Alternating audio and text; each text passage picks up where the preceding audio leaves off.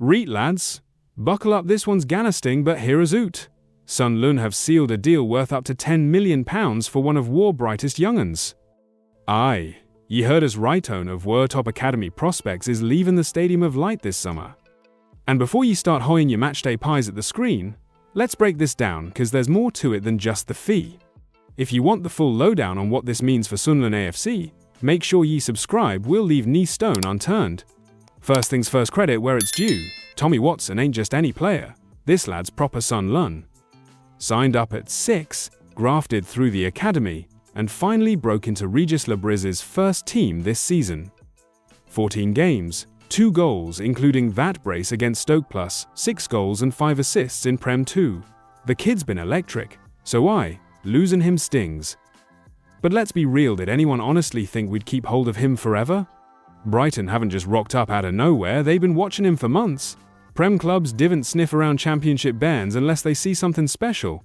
The Seagulls tech director, David Weir, reckons he's an exciting young talent, and he's spot on. But here's the kicker, Christian Speakman says we knocked back offers in the last 2 windows. Why? Because extending his contract wasn't feasible. Feasible?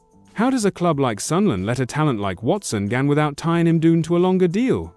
And here's the next big question, why aren't we better at cashing in on were young'uns? No one wants to see a homegrown lad leave, but if we didn't keep him, shouldn't we be getting top dollar? A potential £10 million fee plus a 20% sell-on clause sounds a reet, but is it enough? Could we have pushed for more, considering what Watson could become? Still, there's positives here.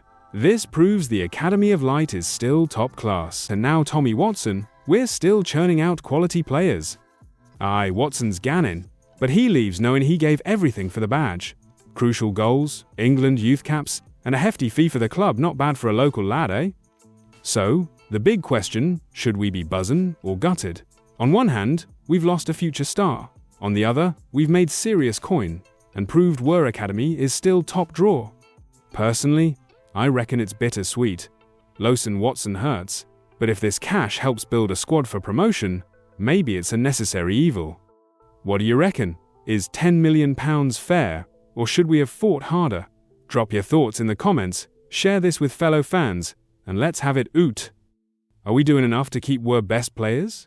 And how should we reinvest this cash? One thing's certain, Sunderland AFC is still a factory for future stars. Let's rally behind the team, push harder than ever this season, and keep building. Once a black cat, always a black cat. Away the lads!